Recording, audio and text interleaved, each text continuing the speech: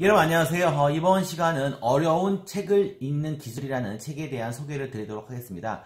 사실 이 책은 예전에 이제 그 현대 사상에 대한 이해라는 책으로 한번 추가가 됐는데 제목을 바꿔서 다시 한번 추가가 됐습니다. 어떤 내용이냐면 사실 현대 사상, 현대 철학에 관련된 내용이 어려운 내용이 많습니다. 저도 잘 모르지만 비트겐슈타인, 락항, 이런 수많은 소시에르 이런 수많은 철학자들이 있는데 이런 사람에 대한 어려운 철학책을 읽는 방법에 대한 내용을 설명한 겁니다. 저자는 그 다카다 아키노리라는 일본의 그 페리스 여관 대학교의 그 교수님이 쓰신 내용인데 주로 이제 어려운 철학책을 읽을 때 어떻게 읽을 건가 하는 내용인데 이제 법을 공부할 때도 사실 법도 어려운 내용이 많기 때문에 도움이 될 수 있는 내용을 중심으로 설명을 드리겠습니다. 먼저 이 책을 읽는다는 것은 다른 사람의 인생, 즉 다른 사람의 사고 방식을 갖다가 쉽게 뺏어올 수 있는 아주 가장 쉬운 방법이라고 할 수 있습니다. 그래서 보통 사람들이 책을 쓰게 되면 그 사람의 모든 사상이 녹아있기 때문에 그 책을 통해 갖고 다른 사람의 사상을 다른 사람이 몇십 년 동안 공부한 거를 쉽게 한 몇 시간이나 아니면 그 동안에 뽑아낼 수가 있습니다. 그래서 책을 읽는 게 중요한 게 사실이고요. 그 다음에 이제 이 책을 읽을 때 여기서 말하는 게 책은 이제 분류가 있습니다. 첫 번째 분류가 뭐냐면 이 닫힌 책과 열린 책입니다. 닫힌 책과 열린 책은 아마 쉽게 이해할 수 있는데 아마 여러분들이 영화라든지 소설을 보면 열린 결말 이런 걸 봤을 겁니다. 열린 결말은 뭐냐면 이 저자의 내용이 나오지 않습니다. 하지만 독자들이 보고서 어떤 내용이 될까?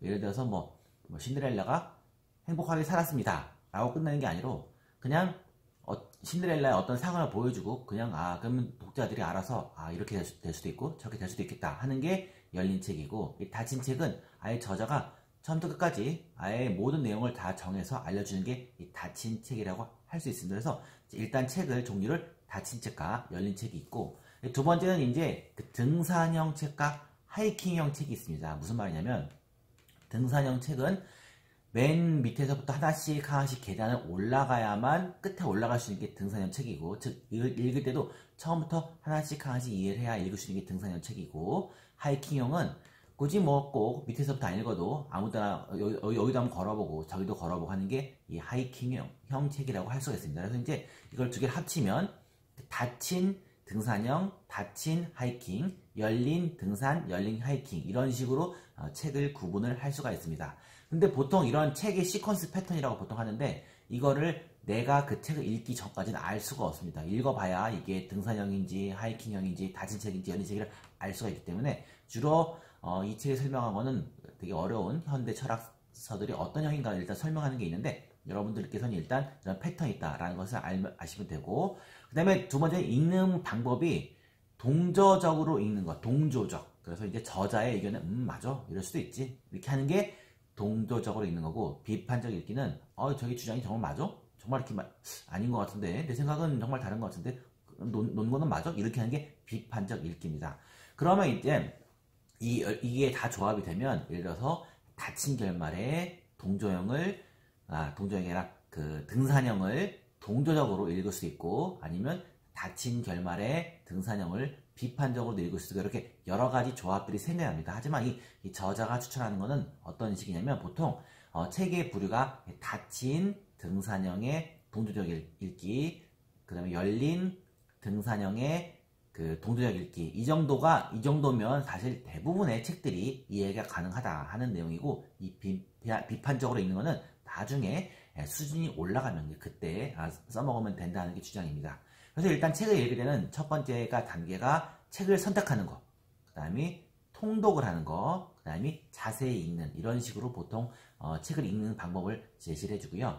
그러면 이 통독을 할 때도 어떻게 할 거냐? 통독을 처음부터 끝까지 쫙 읽는 방법도 있고 아니면 1장, 2장, 3장처럼 1장을 한번 다 읽고 1장을 다시 한번 읽는 수도 있고 아니면 읽다가 이해가 안 된다 그럼 다시 앞으로 돌아가는 이 세 가지 방법이 있다라고 이제 일단 제시를 하고 있습니다. 근데 이제 이 저자가 말하고 있는 건 뭐냐면 이런 통독을 할 때도 이 독서 노트를 써라 하는 겁니다. 이게 무슨 말이냐면 독서 노트를 예를 들어서 이제 엄청 어려운 책이 있으면 한 3, 40페이지 정도 독서 노트가 있으면 그거를 장별로 예를 들어서 10장으로 나눠진 책이다. 그러면 각 장별로 한 5페이지 정도는 쓸 정도 생각을 하고서 각 페이지마다 할 때 읽으면서 통독을 하면서 그때 내용을 적는 겁니다. 그래서 보통 내용에 적을 게 주로 뭐가 있냐면 일단 일단 여백을 그러니까 많이 만들어 놓고 그 다음에 연필로 대충 아무거나 생각나는 대로 쓰는 겁니다. 의문이 날 때마다 그냥 통독을 하면서 이게 뭐지? 이게 뭘까 하는 거고, 만약에 용어가 나오면 용어가 많이 나오네? 그리고 자주 나오는 개념이 뭐지? 이런 걸 쓰는 게 일단 독서 노트라고 생각하시면 됩니다. 그래서 이제 그 다음에 반복되는 단어들, 그 다음에 주요 개념하고 이유하고 결과가 왜 나오는지를 이렇게 독서 노트에 한 번씩 쓰면서 처음에 통독을 하는 겁니다. 그냥 눈으로 싹 읽는 게 아니고. 그 다음에 이제 두 번째 자세히 읽을 때는 이 독서 노트를 쓰지 않고 일단 읽고, 왜냐면 읽을 때 방해가 되니까 독서 노트를 쓰면 일단 읽고 한번 읽어보고서 1장을 읽었다 하고서 이제 머릿속에 생각해서 독서 노트에 다시 한번 정리를 한다 하는 식으로 정리를 하고 있습니다. 그래서 이제 또 책을 읽을 때는 내가 읽을 때는 나는 이걸 잘 모르겠다 하는 것을 느끼면서 뭘 모르는지를 계속 생각해야 되는 건데, 첫 번째로 모르는 이유가 여러 가지가 있는데 그 중에 첫 번째가 뭐냐면 일단 용어의 정의, 용어의 이해를 못해서 못 읽는 게 뭔지, 만약에 그런 게 있으면 그 용어를 한번 파악을 하는 거고, 두 번째는 뭐냐면 그 논리 관계, 왜 이런 일이 벌어졌지 하는 논리 관계를 이해 못했을 때 그 다음에 나오는 게 이 문제 자체, 왜 이런 문제가 발생을 했지 하는 이 문제에 대한 이해를 보면서 내가 왜 모르지 라고 생각하면서 계속 그 의문점을 생각하는 거고, 맨 마지막은 이 정 모르겠으면 저자가 말하는 바가 뭐야 하는 걸 갖다가 모르겠으면 도식화, 그림을 그려서 설명을 해라 하는 겁니다. 그래서 내가 책을 읽을 때마다 내가 모르는 게 뭔가, 즉 용어를 모르는 건지 아니면 논리관계를 잘 모르는 건지 아니면 이 문제가 왜 발생했는지 이 문제 자체를 모르는 건지 아니면 저자의 주장이 먼저 갖다가 도식화해서 읽어야 된다는 거고요.